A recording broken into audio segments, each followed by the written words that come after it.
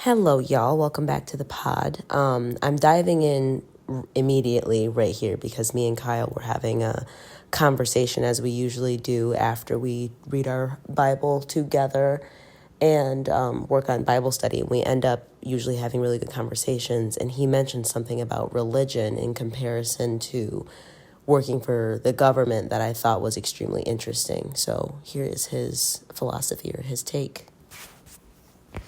Yeah, I guess I sometimes think about it in the way that I thought about days that I had in the military. Religion.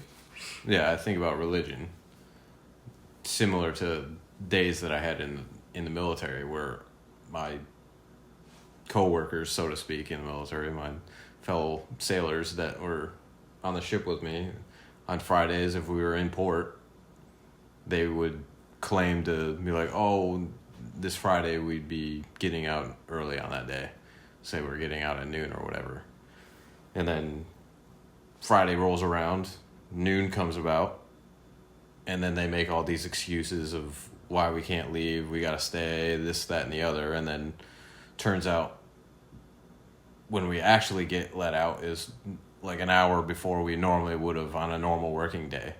So we got 5 hours past the time that we were told that we were going to get out, and everybody would be ecstatic about it. All my fellow service members would just be amazed that we got out an hour early. And I was like, yeah, but this whole week they told you were going to get out at noon, which was 5 hours ago. And now you're all thanking them and praising your superiors for letting you out an hour early when they actually took 5 hours away from you that they said that you were going to have. And how do you think that compares with And then for my comparison with religion, it just seems like if anything bad happens to you, you're supposed to look at it in some sort of learning experience or this enlightened, like light. And it's like, oh, well, I didn't get that job because it wasn't God's will, and God has something else in store for me. There's another plan for me, and it just feels like that it's like stifling your potential or your actual emotions. Yeah, it's like, and I don't subscribe to that idea of like, if I put a bunch of work into something to get to a certain place, and historically or over proven evidence from other people that if they did the same thing and they put in the same amount of work, they achieved the goal that you are trying to achieve, and you don't, that you're just supposed to be okay with that and just be like, oh, it's God's will that I didn't make it and everyone else did, and then you're just supposed to move on. They'll even say it when genuine horrible things happen to them as well. No. I mean, it's hard when children are lost to like cancer or something, yeah. People will say, God needed him or so, and it's hard for me to. It's also creepy to me. It's eerie because I think that it's a detachment from our primal ancestral instincts of anger or frustration. I think jealousy, and I've always said that jealousy is an extremely beautiful emotion. I've always thought that. I've walked up to women in my lifetime and have told them I'm jealous of them because it's something that is very primal. You see another male fucking lion, deer, whatever the fuck, a scavenger, a hunter, whatever. No. You're jealous when he has a bigger kill than you. Look at dogs. Look at dogs with bones and shit. Exactly. Not to covet your neighbor's whatever. Right. Everything, essentially. Right, exactly. And that kind of falls in line with that. Exactly, and that it is going against the primal thing. And I'm not saying that it's not the right thing to do, to choose not to be jealous or to... But I guess at least admit it. I don't get jealous of people. Yeah. I can admit that I would want something that someone else has, but I'm not jealous of who they are or what. I think I've moved past that, but yeah, I know what you mean. What they have. And I'm just like, oh, I would like to maybe achieve that one day or whatever in my own life. I'm not jealous of their life or what they actually have. It's just... I think it's a quick jump It's easy to maybe to use that term, but yeah. There was something else too that you had mentioned, or yeah. I guess I'll just to say I think that what we had said that it's a coping skill, and these are the same people that are. You had said that you look at like hyper religious people and you're not trusting of them. Yeah, because I don't. It's like a weird gut. I don't. I mean, there's no evidence to really. I have nothing to pinpoint this on and like factual evidence. It's just a feeling that kind of like vibe you get off of people. It feels like they're not there. It feels like they are only being used as a vessel to recite the words of the Bible or the Lord instead of really interpreting them as God meant it. And they're really just like a record. They're walking around as like a robotic record of. I mean, definitely you are to do this, you are to do that, you are to do this. Generalization of like religious people. Like I'm sure not everybody is like that, but it's just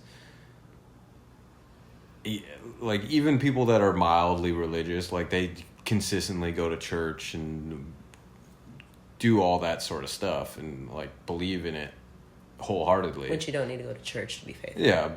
But like you get that vibe off of them. Mm-hmm. They speak a certain way. They act kind of in a more reserved kind of like conservative way, and it just kind of not politically, but just like literally conservative. Yeah, just more modestly. Yes, I would say. Which there's nothing wrong with people being that way, but I don't know. It's just it's a dehumanizer. It makes them less of an individual and more of a collective. Right, falling in line. No. Which, I used another example when he was talking. Maybe that's the point of religion in itself, is to be selfless. And for everybody to be one, basically. And be one with everybody in your community, but it just feels... It feels like a marketing ploy, and that's what I had said to him about the military thing and even like grocery stores and the way that they have things put out a certain way, like marketing and religion. It sounded like you farted, but it was your zipper. This is... I believe, like, he gave this example, right, of being on the ship and everybody's excited.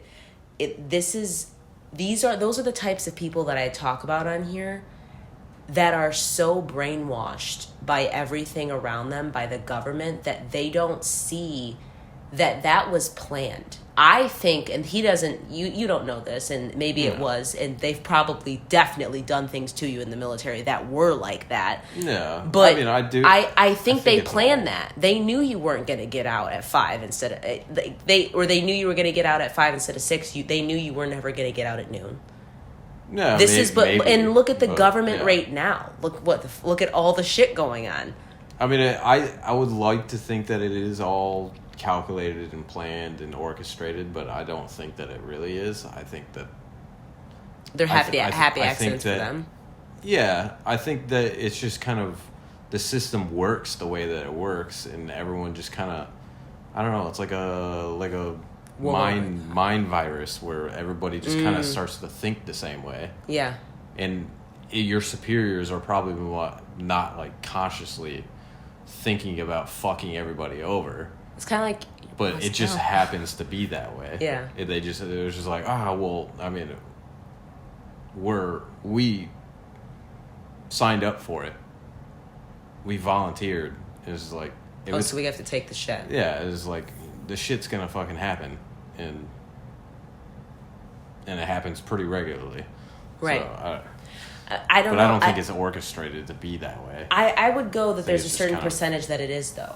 I mean, because look at the very top. Sure, but look at just the world in general. I mean, like the example I give you all the time, because I don't think I'm going to make it in this podcast at all, but I had another one talking about diet that I wanted to record. I had been sick, so my voice was kind of fucked up, but I'm getting better now. But it's like diet, and it's the way that they told us that forever that cholesterol was bad for us. When our brains are made of cholesterol and our bodies need animal protein and animal fat. And we can fully sustain ourselves on that and that only for a long, long periods of time before we get any type of nutrient deficiency. But they didn't want us to know that because they wanted to push pharmaceuticals and processed foods and, processed carbohydrates and all these things that would make us sick. Yeah, because there's so much money. There's only sugar so much in the brain is dementia. Sugar in the heart is heart disease. Sugar in the ovaries is PCOS. It's diabetes of the ovaries. They took away the actual information that was true on how to be healthy, how to be successful, because obviously you wouldn't be a customer if you're healthy. And being healthy is actually much more simple than they would like you to believe. It's all in diet and movement and living as close to being ancestrally I don't think appropriate all that as possible. was planned. I think that was all coincidentally kind of. No, I think it was planned, dude. I think it was primarily about money, because there's only so much. Yeah, look at Rockefeller. There's only so much industry that you could make profit off of having a whole food society. There's only so many. You can only farm and raise so many animals. But that goes into the whole the outsourcing thing, though. They didn't want us to be farming. If we're farming, eating our own meats, our own organ meats, our own fruits and vegetables, they are making money. Yeah, no, but if all we could do was get our food from homegrown sort of farm-raised animals and agriculture, then there's only so much of that you can do, and there's only so much ceiling or headroom for all these corporations to make money off of it, so that at some point they had to branch off into other forms of food and processed food so they could create a whole new market of revenue. Right. So, you can only farm so many animals and produce and put so much whole food out into the market before it's just like, we have enough. So then they had to build a whole another industry over junk food and processed food to make even more money, because they capped out on just regular farming and agriculture. And then all that processed food brings the health down, and then they're like, all right, now we know that people are getting sick because they're eating all of our shit food. Now we can capitalize on the medical side of it and the pharmaceutical side of it. So I think it was just like snowballed. But that's only corporate, because there's tons of local little towns that are feeding off of each other, as we should be. No. But that's only corporate, and I guess I don't know. I feel like your statement was confusing to me, but they were ahead of it though. If Nabisco was in the farming industry, you could only farm so much before everybody had an overabundance of meat and cows and sheep and whatever. That's then you get into the growth hormones and all that bullshit. And then they stop making any money because the market is flooded with enough product. So you make a whole new industry that kind of subverts the whole food, real regular food market, so that now you can capitalize on both of them. And then when this one inevitably starts killing everybody because it's full of chemicals and processed bullshit, they can then triple dip down into the pharmaceutical companies. I don't think it was masterminded out that way. I believe it was. It's arising. That's my thing, though, is I do believe that it was, because a while ago, back in, I'll say at least the 70s, but if not more, they were starting to tell you to eat low fat. That's a long time ago if you think about it. It's not a long time ago, but it is a long time ago, because it's a perfect amount of time for but I think that's you to get sick and then you to pass down that they make. I'm sorry? I think those were marketing schemes to get you to start eating the food that they made instead of grew. Sure. I get that, but I also think that I don't think they knew the repercussions of any of that. I do for sure. I mean, look at that book that chick wrote in 1934 about the schools. I mean, they were I'm sure already they knew trying to do shit. The side effects, but what it would have done 20 years down the road to the population, I don't think they could probably speculate on what would happen, but I'll say that there was probably, I think that there was more than speculation, but maybe they didn't have any idea of the full-blown repercussions. Yeah. I can say that. But just all of this to say, because it all does connect with me to, religion, marketing, government, government jobs, military, the way that we're living in this economy, all of it, I think, is connected deeply, because I think there's a lot of the same, if not just similar, manipulation and marketing tactics. And I think that, that's something I talk about on here all the time, as you guys may know, is the consistent outsourcing and how we've been taught to outsource instead of looking within ourselves to solve the problems that we can solve. And I think that one of those things is religion, and religion is not something of bringing a community together and having certain, moral codes. It's more of, how can I control you? And I think that was beneficial back in the day with raping and pillaging. But I think that we've been reading, we're close to finishing Deuteronomy. And what did we read before that? We read Mark.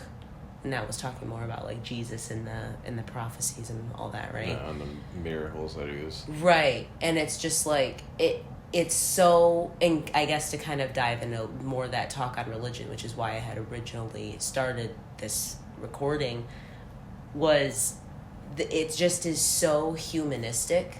Is that something that that you've said? And I agree. Reading it and listening to the words in the Bible, it just feels very human and less like ethereal, divine God. Right. It just feels very structured and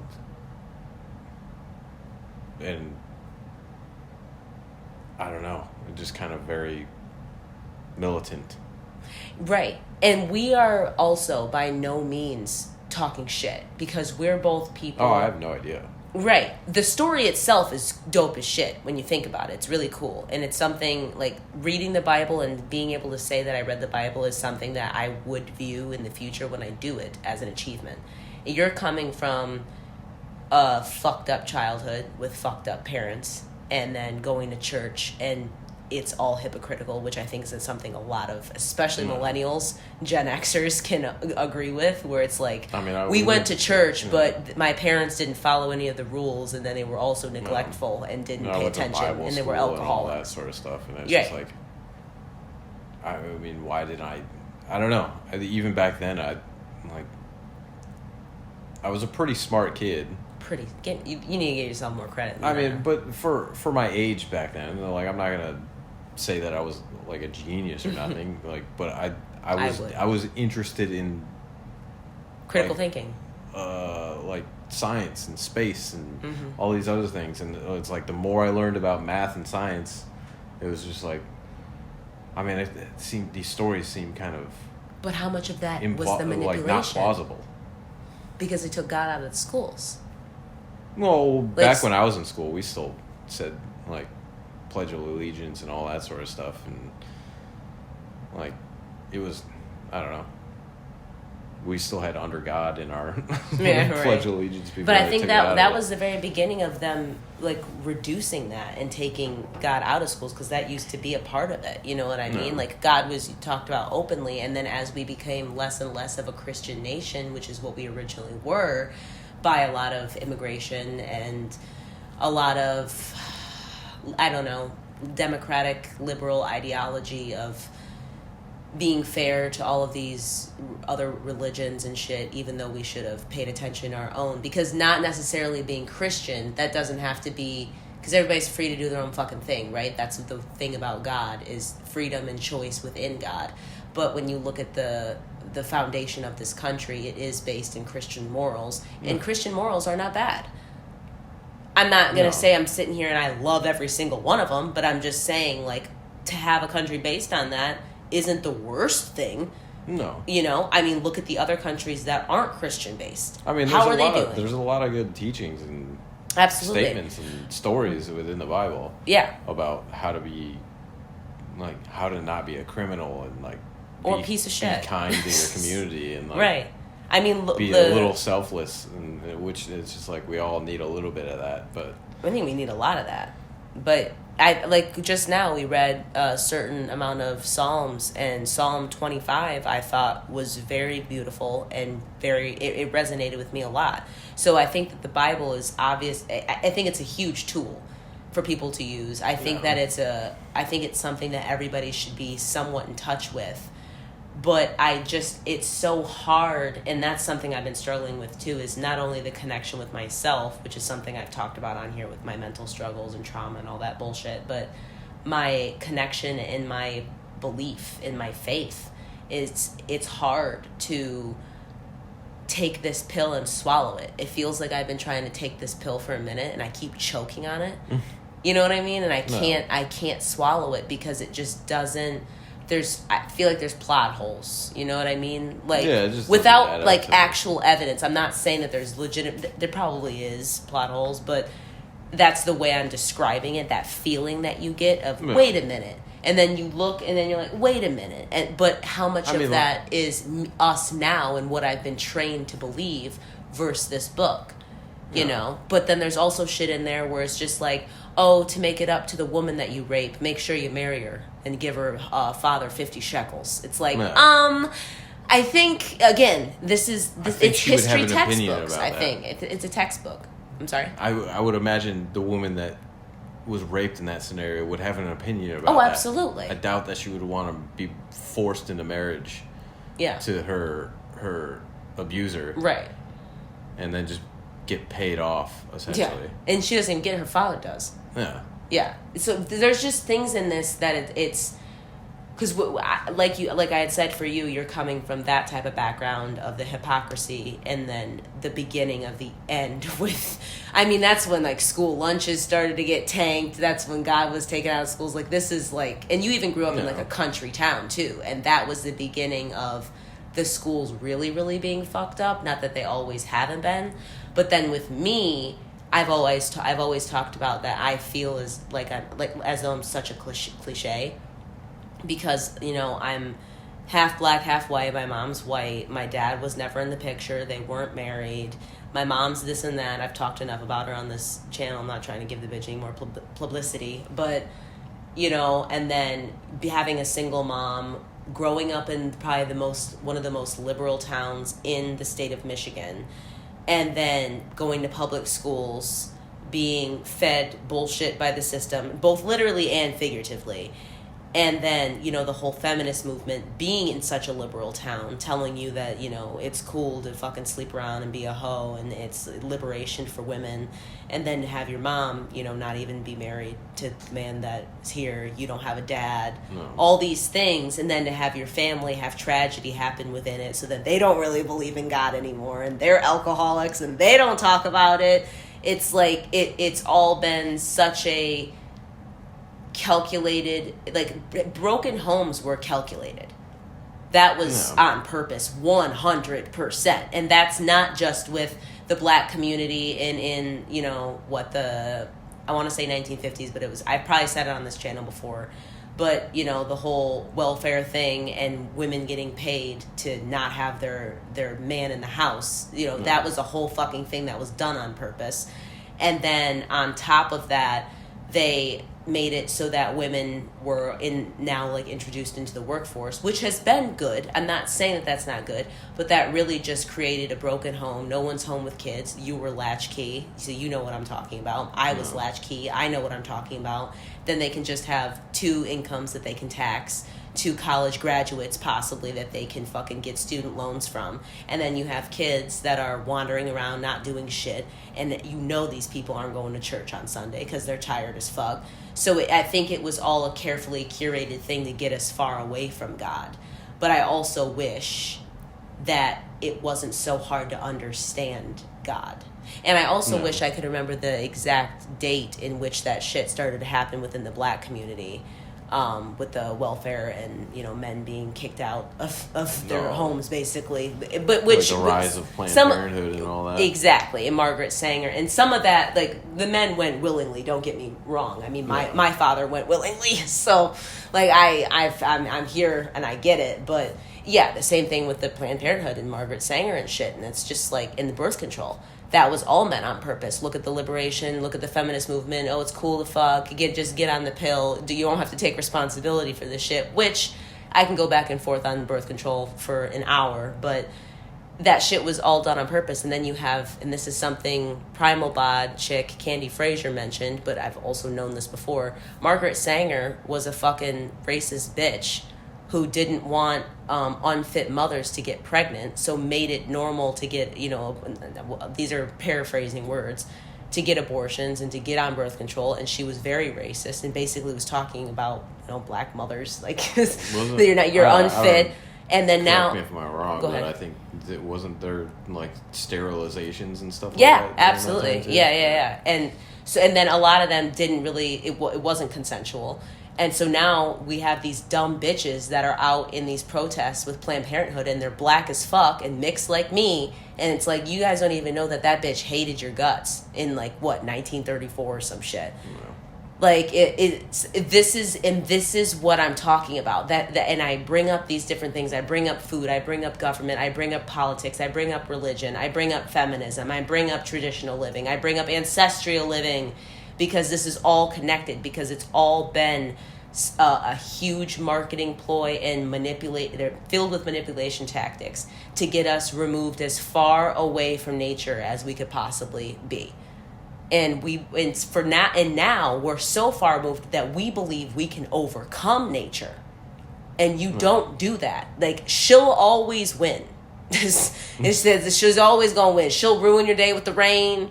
She'll fuck up your car with the snow. Like, it doesn't matter. Like, she'll destroy your town with a tsunami, bro. Like, you're not gonna win. But we've just been so conditioned and so brainwashed. And that was mostly most of the topics that I wanted to talk about in the next episode that I record. And this is, of course, stuff that I've talked about on here before, but it's just it's crazy. It's all so interconnected, and I don't think that anybody actually uses critical thinking anymore to really see the fact that they're being brainwashed. It's like, at least we know we've been brainwashed and we're working on it, and we're pissed about our situation and our circumstances.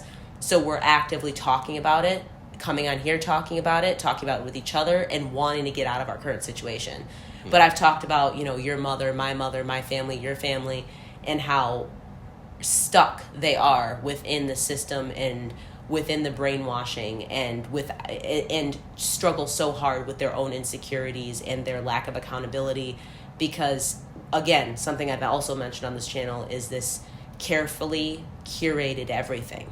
And that's that luxury that you have of, well, I don't really need to go out. I don't need to face this. I don't need to talk to her about it in person. I can just text her. So we're losing all of these skills in which generations before us had, with the no bullshit type thing. Now we've got fucking pussy ass children that are like sitting on their phones, fat as fuck, don't do shit, can't stand criticism. You know what I mean? Constructive criticism. I mean, they were also taught that by their fucking parents. I don't think people put out constructive criticism anymore either. So I think they do. I think they could probably. But I get what you mean. Rephrase it in a more constructive way, but I think people are just overly critical of people nowadays. I agree. Especially in a non-productive way. I get that. Or they're picking and choosing in that whole get out of here, you dumbass cat. Motherfucker. Eating the wrong damn food. Yeah, and the whole virtue signaling thing is they don't want to be the one that looks like the asshole or whatever, so they're just gonna critique you or tell you that you're wrong or whatever, just because they don't want to look bad.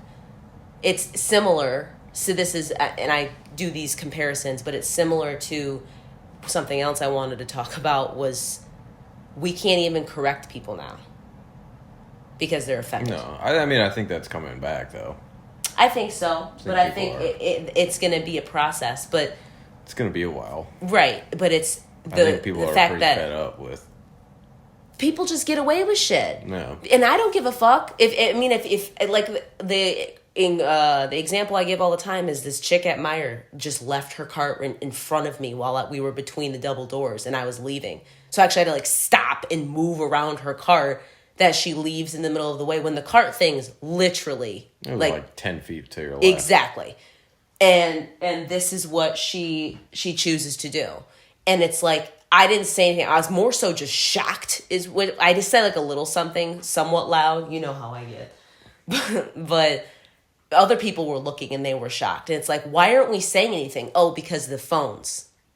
We're scared we're going to be recorded or painted in this light, or why is it any of your business? You know, there's another bitch that's standing in the middle of a busy aisleway that people are walking in. She's on her phone. It's like, you're going to get hit, you girl. Confront someone, and then you could try to leave the situation, and they want to follow you. Right. Because you made them mad by calling them out for doing something that they knew was wrong. You made them mad because you demanded accountability. And that's what I've been saying that your mom has taught me from this whole situation. Follow you out into the parking lot and screaming at exactly. you. Exactly. Just like causing a scene that didn't need to be there. Then police get called, and it's a whole thing. Then you have to try and explain, and it's like, I'm just doing what people actually did do for generations, where they just like said shit and called people out. You know what I mean? And what I had said about your mom is like, the main thing that she taught me is, it doesn't matter how old a human being is. You cannot expect anybody to take accountability for their actions. You're the only one that can do that for yourself. And it's a huge bummer, because when you're a 23-year-old girl talking to a 50-something-year-old woman, politely, sternly, non-vulgar, you know, and then she can't handle that, then it's like, oh man, this is the world I'm living in, you know. And then you gain consciousness like we have, you know, and we've felt that before we met each other, but I think our relationship has been something like, our foundation is getting out of the system and stopping the brainwashing and taking accountability, taking the shit, dealing with it. And then to watch your own parents, or to watch your elders, or to watch coworkers try so hard to weasel their way out of something that could have been actually a huge moment for a relationship to grow.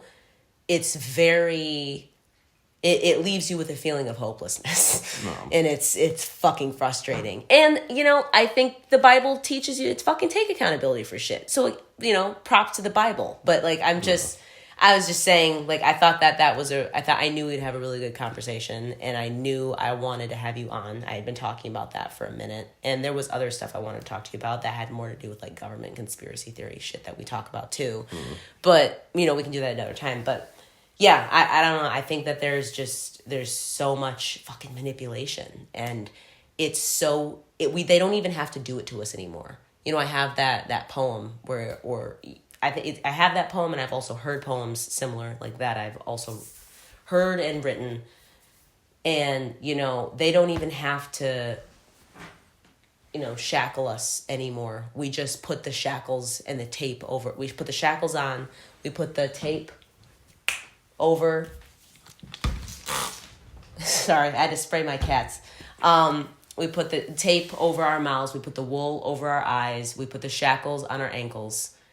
And it's all with the shit that they've just put out there. And we're actively choosing it. That's the thing, is we seem to not understand that we have a choice. And, I mean, they've trained us to believe we don't.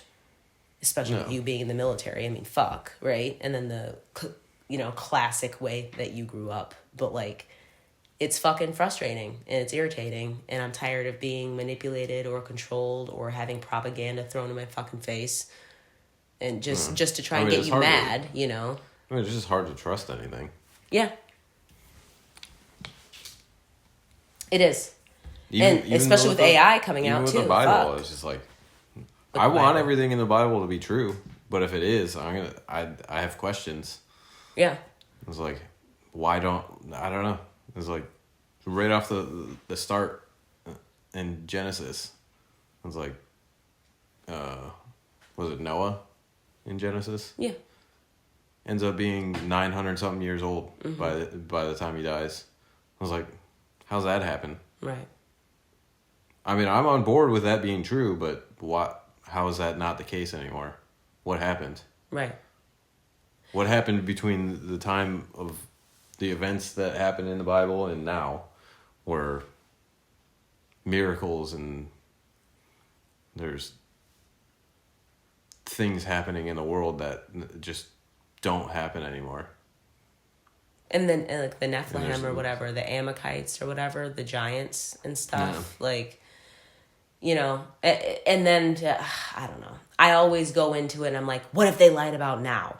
You know, and I think there probably just isn't enough proof for shit, and it's not necessarily about lies, but there also is the shit in Egypt, right? And like all the shit that they don't talk about. Like, that in the Vatican and everything. Like, it's... How did they build those pyramids? Yeah. And it's frustrating because you kind of always feel like you never get to know. Slaves did all that, and like, I don't know. I just don't believe it. There is a magic to it, though, to being on this planet with this existence that is a blessing and having that mystery. I think that's normal. I think we should have bouts of that. But I also think that if we have the information... Keeps you intrigued. Right. And it also keeps you thinking and keeps you critically thinking. So I think that's great. But I also think that if we have the information that could bring people peace or you know, information and... I mean, that's a conspiracy. Man, the Vatican just has all the answers to all that stuff and they're just not telling anybody. Then it seems definitely unfair, you know? And I think that we're all members of this planet. First off, we need to be nicer. We need to be better. We need to be smarter. We need to be more critically thinking. But I think that we also do deserve to know the history of all of our blood. It's our blood. It's our history of our world. And I think we deserve to know that. And then, you know, to know that there's information hidden. And that's just within, I'm sure there's American history. And we're the youngest country, one of the youngest countries. Like, so there's probably American history that is being kept from us or hidden or whatever. I mean, and things we just won't know, you know? About those government controlled zones and like the what is that, the Grand Canyon that people aren't allowed to go to. And it's just like, what's there? Right. Like what ancient artifacts? Well, like Area 51 or some shit? Like the... Well, that's just government infrastructure, but... Wasn't it I heard it was aliens. Well, they supposedly have alien craft and alien people at their government installation. He knows more about conspiracy theories than I do. I only know the ones that I believe are actually true, and it's just about like government and food and fucking school bullshit. I mean, but you know, like the wackier shit. That's why I wanted to have him on to talk about some of that, especially since he was a government employee. And I talk about it like, oh, you had clearance and shit, but like you working and I didn't with see anything. Any job in the government, you're gonna have a different take on shit. You know what I mean? No. So, and also just your take on, you know, war, Iran, Israel, all that shit. You know, I don't really know. I think it's more interesting. Any of that, but right. Well, just your take. I think a veteran's take, and also, you know, active duty service member or anybody that's, you know, been in like the front lines of anything would have a different type of take on both war and conflict in politics, and I think it's interesting. You know. No. But I think that's it for tonight, unless you have anything else to mention. I wanted him to talk about that philosophy or epiphany in the beginning because I just thought that was so interesting. After we had sat here and read and talked for a minute, I was really struck by that. So I wanted him to come on. So thank you, babe, for coming on. Yeah. Appreciate it. And all y'all go read Psalm 25 in the Bible because I think that's fucking a good one, and I liked it. It was one of the first times I really felt like I was able to swallow that aforementioned pill of the Bible a little bit. It felt very, it resonated a lot with me. So I thought that was cool. But anyway, like and subscribe. I never say that because it's cringy as fuck and I don't like it. But go ahead and do that. And I shall talk to you next time. Have a good one. Take care.